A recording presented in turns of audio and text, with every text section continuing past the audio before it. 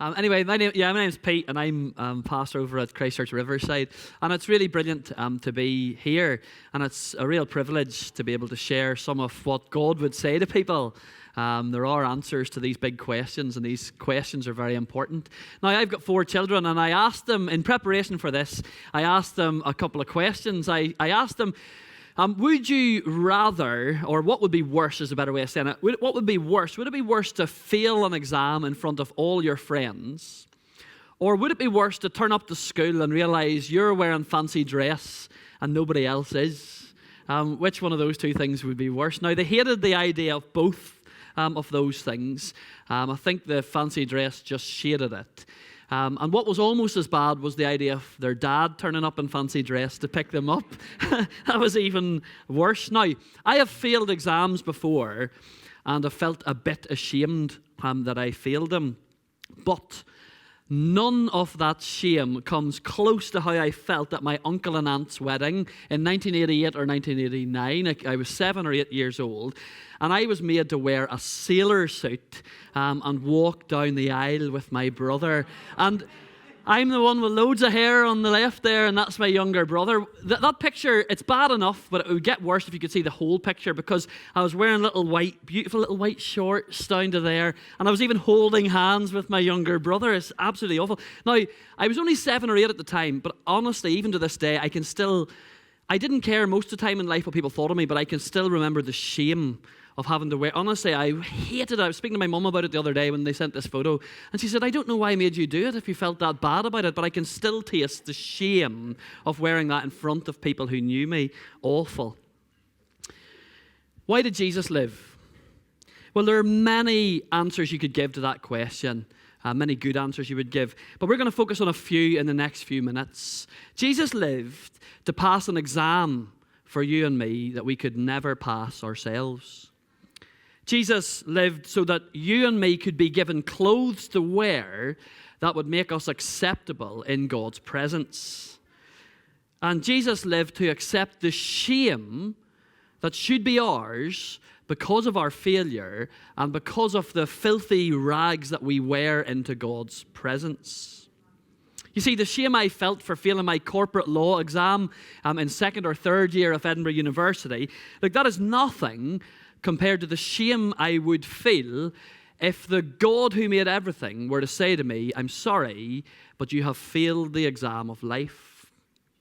Or that shame I felt being dressed in that terrible navy and white sailor suit in front of my brothers and sister and cousins, the shame I felt wearing that would be nothing to the shame I will feel if I stand in front of the God of perfection and love, and I've got sin and hatred and selfishness staining my clothes, corrupting my whole life. So I'm going to read you a part of the Bible shortly that is one of the eyewitness accounts of Jesus' death on the cross. And you might think that dealing with Jesus as he dies is a strange way of trying to answer the question, why did Jesus live? But actually, there's no clearer part of Jesus' life that shows us 2 things we must understand if we are going to have any hope for this life, but even more importantly, if we're going to have any hope for the eternal life that we're all going to experience after we die. The cross shows each one of us just how bad we really are. It shows us that we're failing God's goodness exam. It shows us that we're completely unprepared to take our stained lives in front of the God of holiness and goodness and perfection. But wonderfully, the cross also shows us just how good Jesus is. So not just an outward goodness, but a completely whole through and through goodness to the very core of Jesus' being. You see, as with every single person, we see what they're really made of when they are squeezed in life. So this morning we had a breakfast with the Iranians, and a guy, Gabriel, made this amazing breakfast. I've never tasted anything like it before. It was delicious. But part of it was a raw onion. A raw onion for breakfast. That's not what we do around these parts, okay? And I have just tasted onion all day, and I've eaten a whole packet of soft mints before I came here, so I didn't kill you. What I really needed to do was to clean my teeth. That's what I most needed. I need some toothpaste. But like a toothpaste, like a tube of toothpaste, you don't really know what's in there. Is it going to be the stripy stuff or the blue stuff or the white stuff that burns you a bit? Which one's it going to be? You don't know until you squeeze it and out it comes. Well, up to this point in Jesus' life, his whole life has been one of complete, absolute perfection. Now, not the sort of perfection that drives people away. You know, that kind of holier than thou perfection. Oh, you're not good enough to come close. This was a perfection that meant people were swarming around him. They wanted to be close to him. They were attracted to him. They wanted to listen to him. And they wanted Jesus to take notice of them. See, if you examined every bit of Jesus' life up to this point, you wouldn't find even one tiny little bit of bad anywhere. He was pure goodness all the way through. He was absolutely spotless. He had nothing to be ashamed of at all. He did have tiredness in his life. He did have hard people in his life. I'm sure we are chiming with that. He did have difficult family relationships in his life. And he did have constant opposition in his life. But on the other side of that as well, he had people praising him. He was popular. He had attention. Now, any one of those things would turn our heads. But despite all that, Jesus has only ever done what is good and right all of the time, up to this point on the cross. He has completely and utterly practiced what he has preached. That's very important to us, isn't it? That people practice what they preach. Jesus has loved the Lord his God with all his heart and all his soul and all his strength and all his mind all the time. And he has loved his neighbor as himself, even when it hurt him to do so. But with nails hammered through his hands and his feet and scarred by the worst of human brutality, what is going to come out of Jesus when he is squeezed like he's never been squeezed before? What's going to come out of him at this point in his life? So there's these bits of paper on your table. You can just listen or you can read along. And this is from a part of the Bible called Luke, the Gospel of Luke. And I'm just going to read this to you. 2 other men, both criminals, were also led out with Jesus to be executed.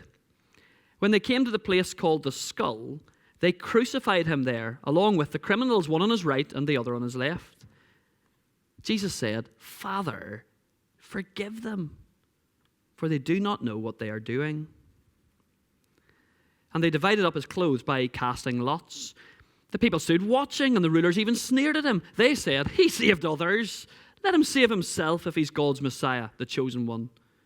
The soldiers also came up and mocked him. They offered him wine vinegar and said, "If you're the king of the Jews, save yourself." There was a written notice above him which read, "This is the king of the Jews." One of the criminals who hung there hurled insults at him. "Aren't you the Messiah? Save yourself and us." But the other criminal rebuked him. "Don't you fear God," he said, "since we're under the same sentence. We are punished justly. We're getting what our deeds deserve. But this man has done nothing wrong."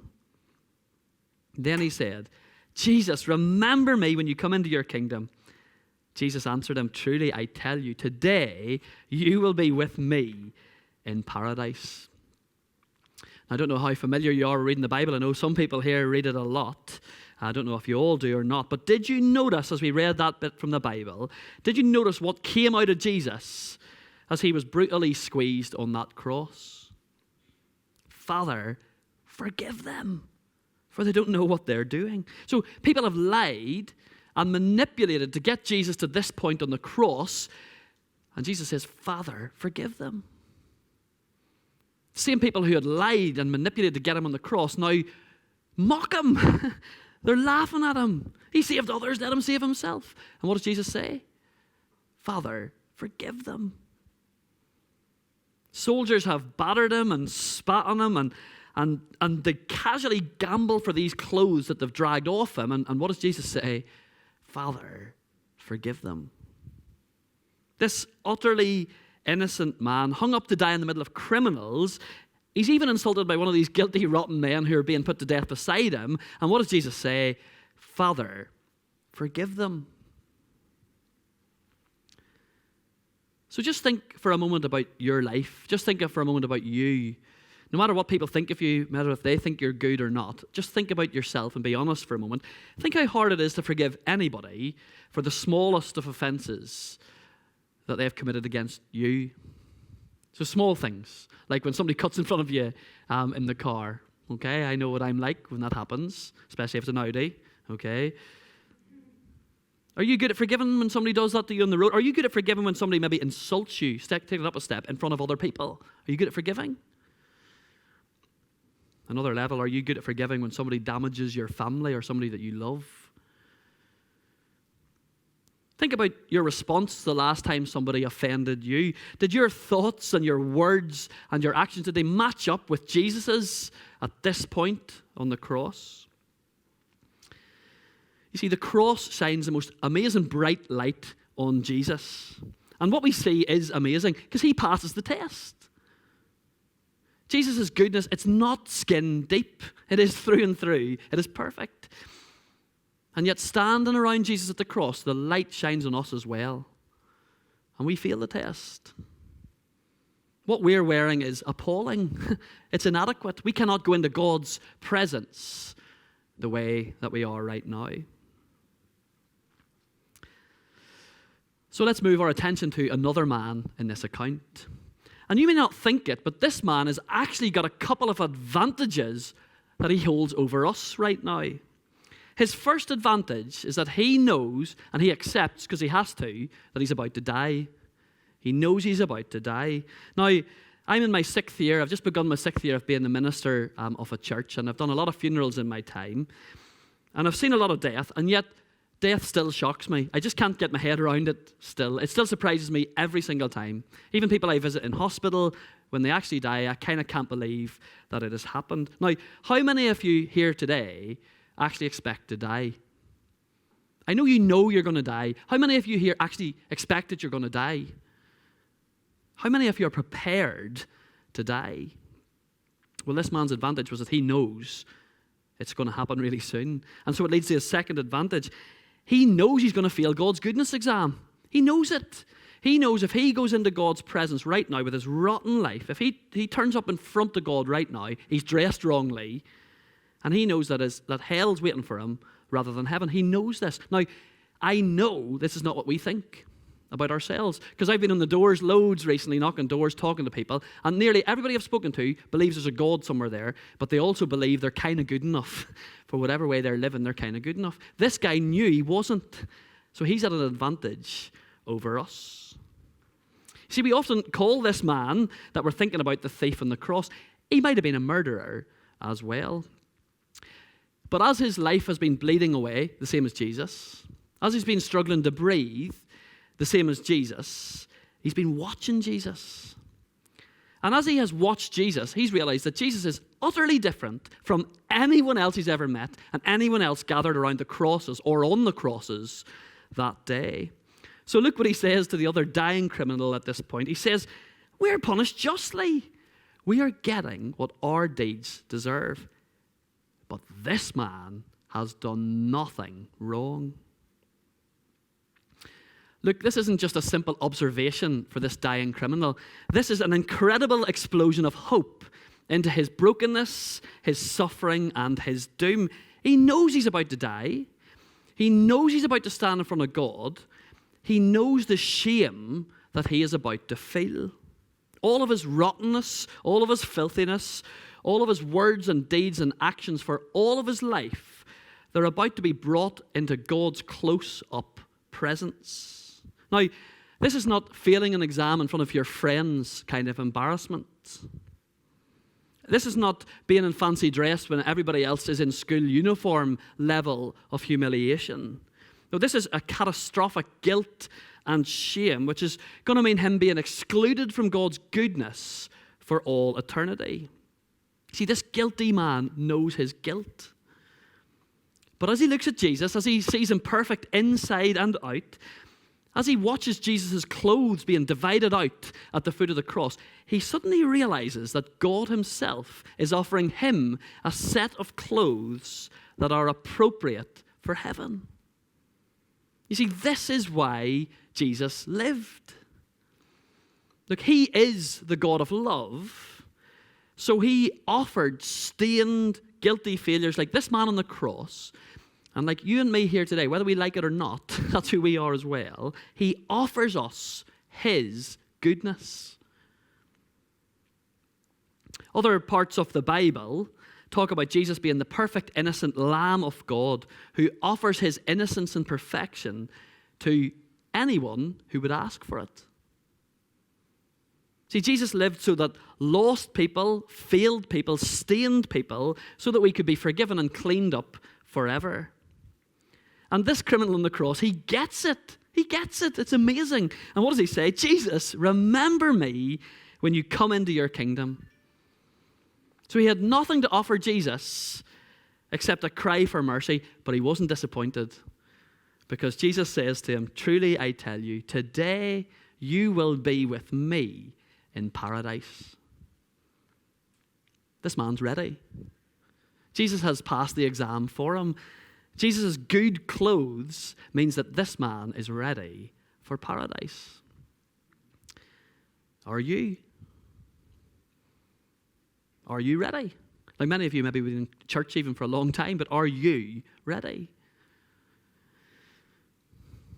Just as a finish, can you imagine being invited to the coronation of the new king? I don't know if you're a royalist or not, but just imagine, put that aside for a moment. You're invited to the coronation of the new king. And what a privilege that would be, but also just what an amazing time you're going to have. Lovely food, amazing, famous company that you're going to see, and you're going to be in the presence of the king himself. But then you get to the gate, and the soldier, he cannot let you in because you're not wearing the right clothes. Your clothes are all wrong. You're wearing trainers instead of shoes. I didn't know whether to wear trainers today or not. I thought Rob wouldn't let me in if I wore proper shoes, so I wore trainers. But you're wearing trainers instead of shoes. You're wearing a jumper, and you should be wearing a dinner jacket. So the soldier, he can't let you in, but he's kind. And so he says to you, well, do you know what? The king has left some of his clothes here for anybody who needs them. Here are his shoes. Here are his jacket that you can wear. Now, are you going to be too proud to accept them? I don't need charity. I'm all right.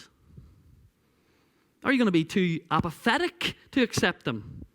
I'm not that bothered after all, going in. Of course not. Well, today, that's what you're being offered. You are being offered something so much more vital than that. Jesus lived to offer you clothing ready for heaven. Clothing that covers your shame, every bit of it. And so our call to you this morning would be, please take it. So we'll leave it there. I'll pass over to Rob for now. Thank you.